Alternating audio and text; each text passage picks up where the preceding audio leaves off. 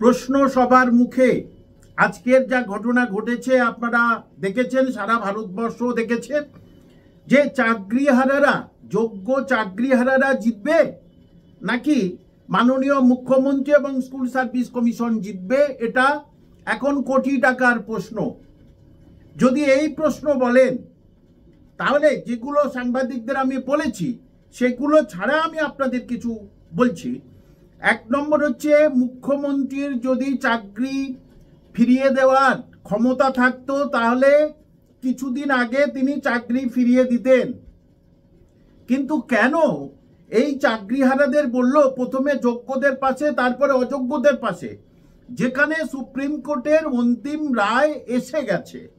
সুতরাং এখন কোনো পশ্চিমবঙ্গবাসীর কোনোভাবেই তাদের চাকরি ফিরিয়ে দেওয়ার মতো ক্ষমতা নেই, থাকতে পারে না, তাদের সেরকম কোনো ক্ষমতা থাকতে পারে না।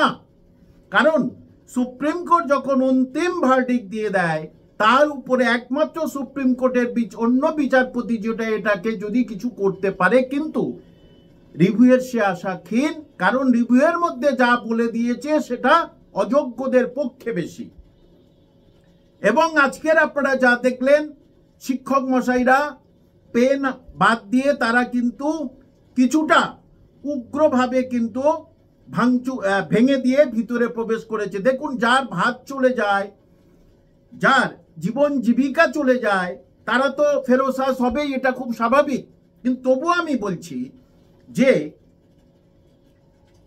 এই আজকের অনেকেই যারা ধর্নায় বসেছিল আর কি, যারা রিজার্ভে ছিল বা যারা প্রাইমারি বা আপার প্রাইমারি অথবা যারা যোগ্য চাকরি প্রার্থী তখন যারা আন্দোলন করছে, অথবা যারা 2016 পত্রে পরীক্ষা বসতে পারেনি, তাদের অনেকে কিন্তু শোনা গেছে আজকে তারা অনেকেই বলেছে যে আমাদের আন্দোলনের পাশে তো ওই দাদা দিদিরা কোনোদিন আসেনি।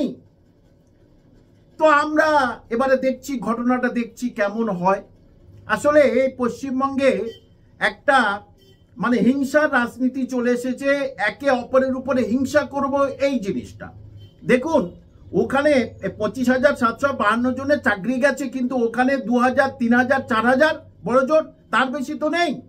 অর্থাৎ একটা শ্রেণী তারা বুঝে গেছে চাকরিহারারা যে সুপ্রিম কোর্টের অন্তিম রায় যখন হয়ে গেছে আমাদের পড়াশোনা করে চাকরি দিতেই হবে। এবারে এই অবস্থার মধ্যে এরা তো উঠবে না বলছে।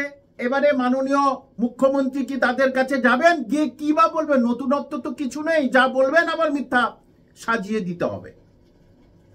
এবারে এই তালে বামফ্রন্ট হলে যেটা আমি দেখেছিলাম, এই সময় কিন্তু নতুন বিজ্ঞপ্তি দিয়ে দিত। আর এই তালে যারা নতুন পড়াশোনা, নতুন যারা 2016 পরে পরীক্ষায় বসতে পারেননি, তাদের একটা কিন্তু সুবর্ণ সুযোগ আরো প্রকট হয়ে গেল। এতদিন শিক্ষা দপ্তর তথা রাজ্য সরকার ভাবছিল ওদের একটু পরে করব, কিন্তু এখন যে অবস্থা তাতে কিন্তু সারা পশ্চিমবঙ্গের সবার শিক্ষিত সম্প্রদায়কে দৃষ্টি ঘুরিয়ে দেওয়ার জন্য কিন্তু ইমিডিয়েটলি বিজ্ঞাপন দিতে বাধ্য। 31শে মে অনেক দেরি আছে, তার আগেই দেখবেন বিজ্ঞপ্তি পড়ে যেতে পারে। যে সুতরাং আবার বলছি, কোনোভাবেই এই সরকার এদের চাকরি ফেরাতে পারে না, এমন কোনো আইন নেই।